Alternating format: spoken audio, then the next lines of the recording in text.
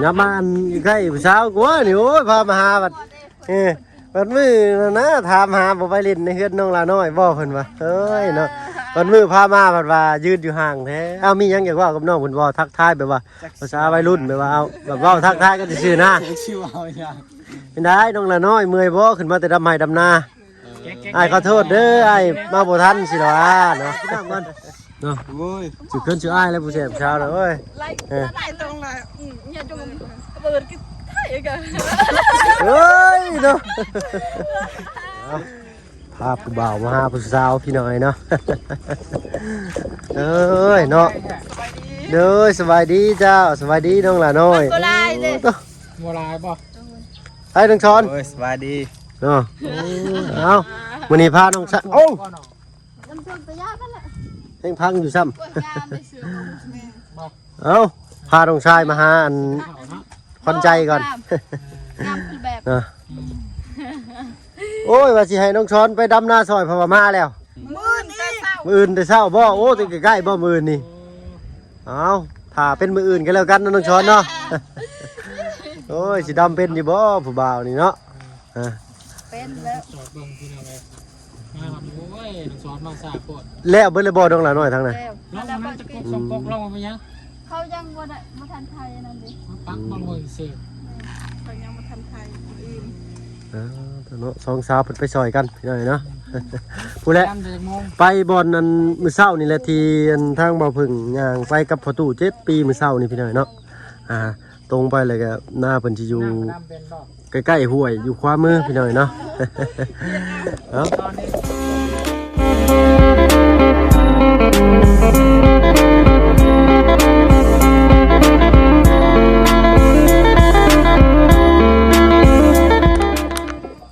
ทักทายสบายดีพ่อแม่พี่น้องหมู่เพื่อนกันเบิดสุขสุคนเนาะบ่ฟังไทยฟังลาวหรือว่าทางต่างประเทศ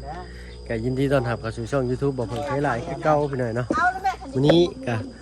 กูจิ้นของเพิ่น2 คนเนาะมาพบพ่อหน้ากันอีกตายอย่าไปยืนใกล้ต้นหมากต้องก็เนาะต้นหมากต้องเพิ่นสิโปกไว้ได้ฮะ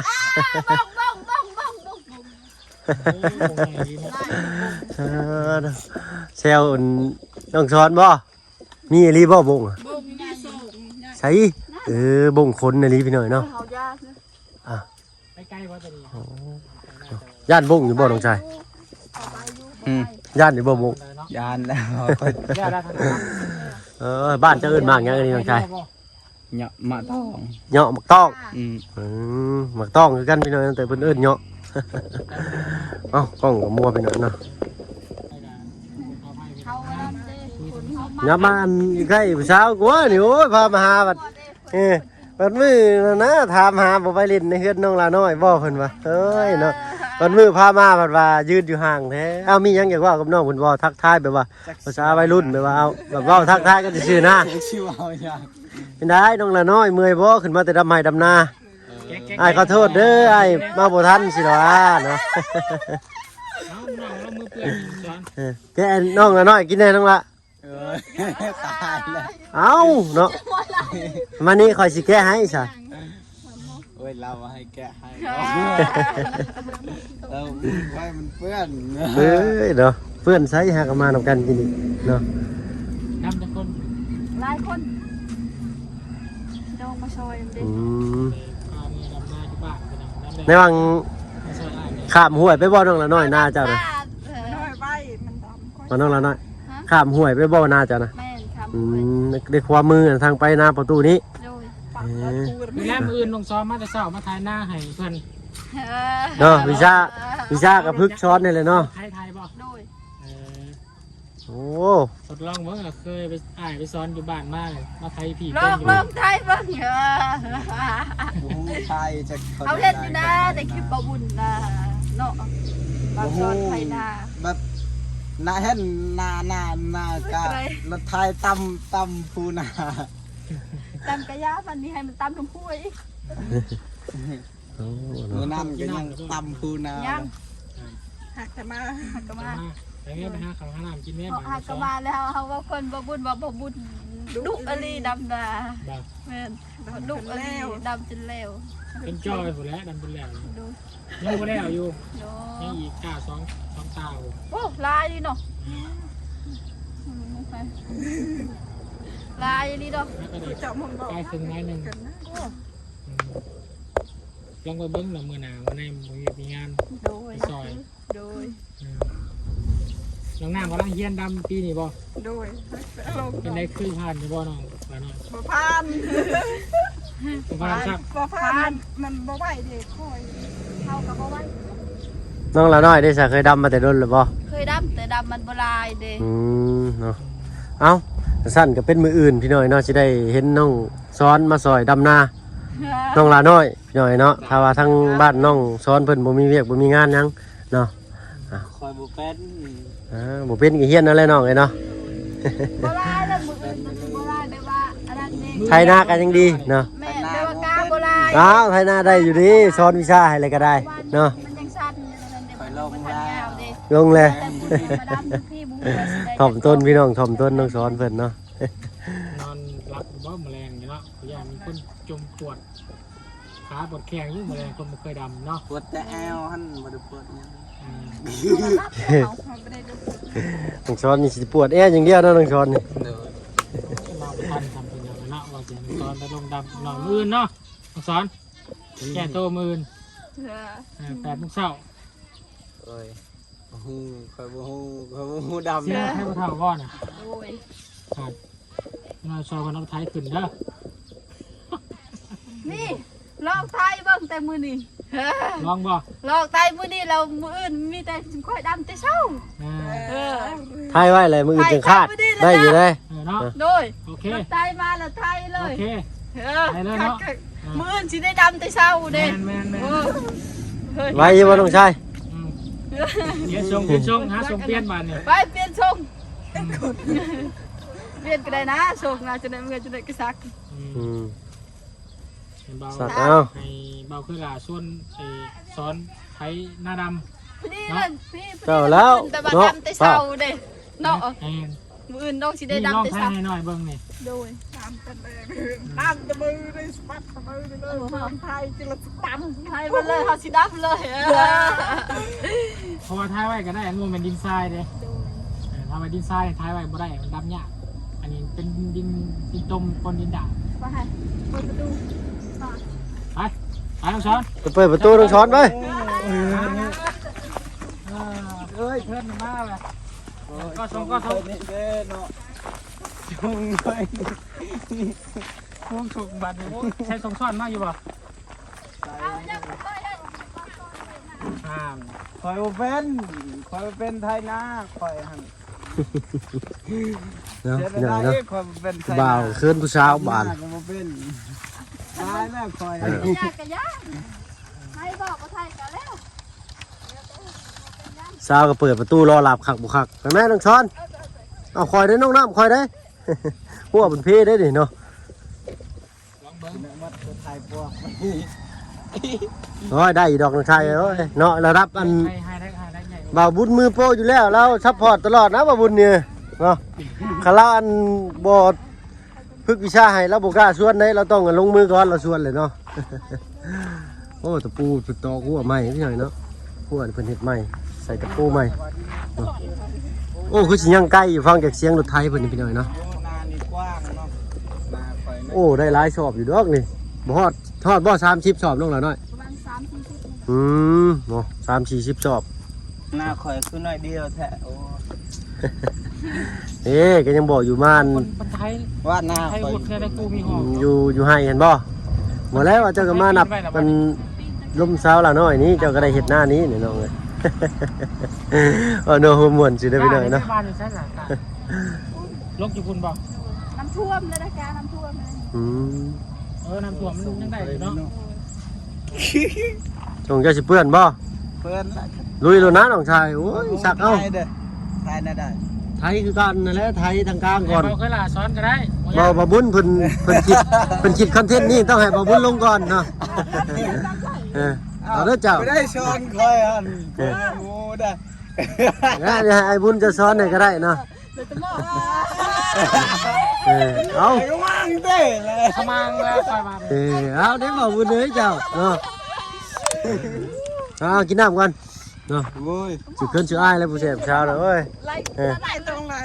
เนี่ยจงเปิดกินไทยกัน เฮ้ยเนาะแล้วกันดูได้กินท่านน้ำใช่ไหม เธอเอาถ่ายเอาถ่ายลองเธอกระดาษมันเลย เอาบุญในเฮียน เฮายังบ่เห็นได้บ่บุญไทยลา แต่เบิ่งแล้วเอาบุญ นี่ ไทยนะ เอาได้เจ้าบาท เรามาตะกุนเราปบไทยแล้วมาเจอไทยอีกบ่ใช่ไหม เนาะไปยังไทยหน้าให้ลูกให้เมียนั่นจมโอ้ยโอ้ยไทยอยู่นี่คือสิยิ้มอยู่ดอกเบิ่งเจ้าดิเบิ่งอยู่ตุ๊เอ้ยเนาะ มาเราคนลงมาเลย เอาแม่ไปหับแม่โอ้เพิ่น ตู้ไทยนี่บ่ ไทยเลยบ่ดิ ออนไลน์ไทยตามออนไลน์แล้วไทย อันนั้นเป็นพ่อน้องละน้อยพี่น้อยเนาะโอ้ย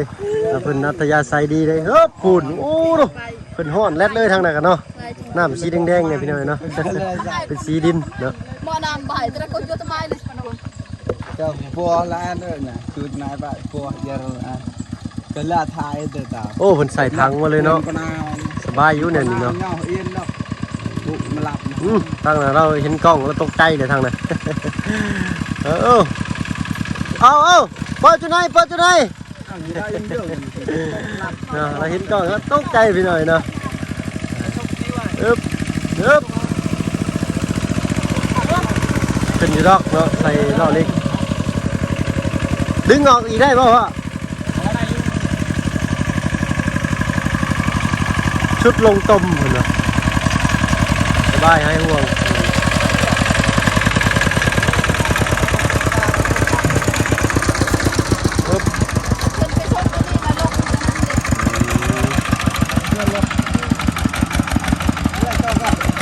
เอาไทยลงก่อนบ่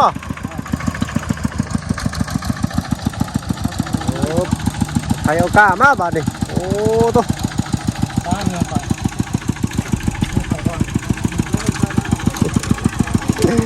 เอ้ยเนาะเสือเจ้าน้าพูดแล้วตัวเอง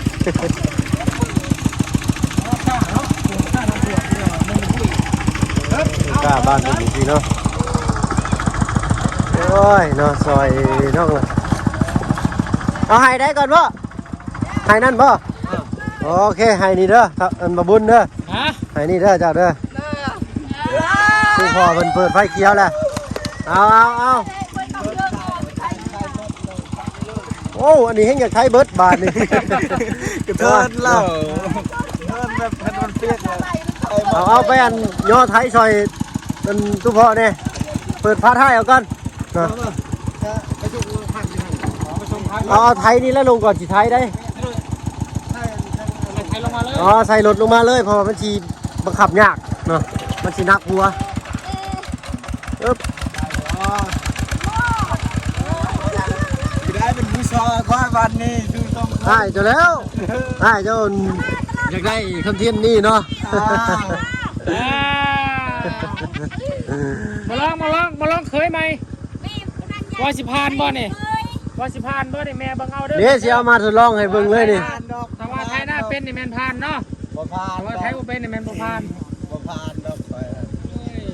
ไม่ยอมรับเลยบ่พาน ผ่านไปสิผ่าน น้องละน้อยก็เปิดไฟเขียวเลยมาบอยู่ เอาแล้วเหลือแต่เจ้าแล้วบาดนี้น้องชอนเลยเนาะบ่ให้แม่สิให้บ่เท่าว่าเอ้าคอยลูกบ่ไทยรถบ่ไทยพอได้ลูกรถไทยพอได้ลูกจะบ่ได้ เนี่ยนุ่มก็น่าจะไป เปลี่ยนแต่ใช่เหรอ นะพี่เนาะรอถ่าทางตู้พ่อเพิ่นเอารถไทยลงมาก่อนก็แล้วกันเนาะให้จักหน่อยเพิ่นกำลังเอาลงมาอยู่เนาะ แล้วสิ เพียงกันบ่ ยาละ เบี่ยงอย่านะใส่ลงแล้วโอ้ยเดี๋ยว ถอด สัก ส่ง ก็ได้ นะผมมีส่งนี่บ่ส่งแบบข่อยผมมีบ่นี่ ไม่มาโอ้ทอดให้ค่อยมา ไปถอดเห็นน้องคนนี้สีเขียวๆนั่น เพราะว่าไทยทอดในเจ้าแล้วเจ้าขอไปลงไหนข่อยโอ้มีส่งเด้ ค่อยยังบ่ฟันเลยจะสอนค่อยก่อน เขาเคยลาใส่มาบ่ บ่ได้ใส่จริงๆรอฟัน โอ้ยเนาะ ตายแล้ว ผมมีผ้าแพร่บ่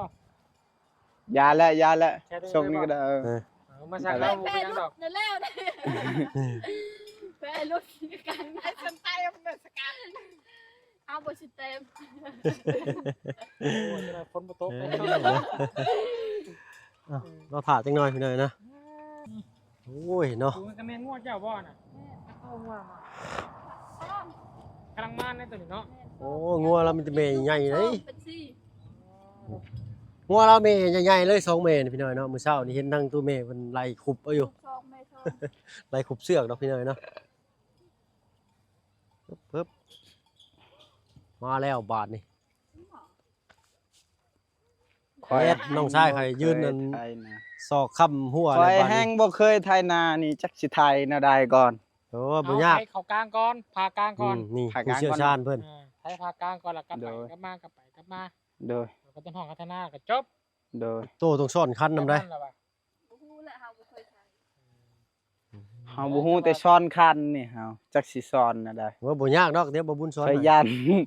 ขอยย่านจินะมันขึ้นคันนาหมดครั้งหนึงแล้วมันกินจังหน่อย ไทยดอกไทยคราวนี้ตะกี้ว่าเขาคิดว่าไทยคราวนี้ยามมันลงหวย เออ ได้ตอนนี้ บ่ว่าเป็นหยังมันบ่ลงดอกลอยอยู่ ดีเลย ร้อยอยู่ ได้ดำที่ซองอื่น อ้าโธ่ จะได้ยันมันแดดเด้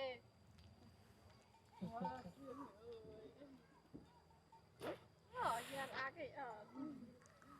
พี่หน่อยเนาะ Chợ lại bay nhá, kì như ta đang nâng. เป็นไง Kì, vẫn như đang. ยังดีบาทนี่แม่คอยฟังอยู่ตุ ขอซ้อนเหรอ Kì hả bà? เจอได้ตาเหลือเหรอ Ồ, cụ phải lẹ tớ, là mũi lao, con nào tao mai lấy chiều à? พี่เจ้า Ở lấy chạy. ไม่ เจ็ดเบ้ บ่ไรอยู่นี่ ขอโทษขออภัยพี่หน่อยนะ Ờ. ไปเอ้ยจะดังก่อนจะได้ใช้ Ờ. เอาว่าแล้วให้พอให้ไทยหมดเด้อน่ะให้เดียวนี่เด้ อืม บายได้ดำอื่น โอ้ให้นี่มันบ่แม่นมันอันนั้นได้นี่เติบหนึงอยู่ได้นี่ มันก็บ่ ไทยนี่ Ui, lai lắm. อ๋อโธ่ให้นี่ Lai tợp vô. มันนั่นได้ฉากนะหน่อยเนาะให้นะเฮ็ดคักแล้วเฮ็ดเป็น2งานเลยให้นะนะงานเดียวนี่โอ้เนาะ เป็นยังน้ำ น้องน้ำท่าเบิ่งบ่ท่าเบิ่งได้เมื่อยม่วน ม่วน โดยเฮ็ดคนตายม่วน คือดำคนเดียว2คนเนาะปล่อยเมื่อบ้าน เอ้าเด็กน้อยลิ้นน้ำบ่จะพูดแซวๆอยู่ Ôi, bố mình ngân đấy nó. Thay na, phọt bẹp khư níu, khác lại khỏi. Dù phun. Bố mình ngân. โอ้รถเพิ่นสิเอาเข้าได้ยังไดกันไปพอดอยู่พุ่น Đây, khao thang phun cái đây. มีทางเข้าอีกบ่ Mình. โอ้ในบ่อนสวนกล้วยที่เฮาไปหั่นน่ะเนาะ Ừ.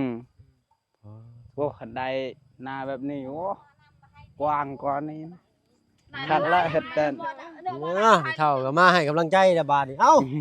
ได้น้องชอน Rồi. เอาแล้วเจ้าบาดนี้ไม่เท่าก็พ่อเท่าเปิดทางให้แล้วอ่า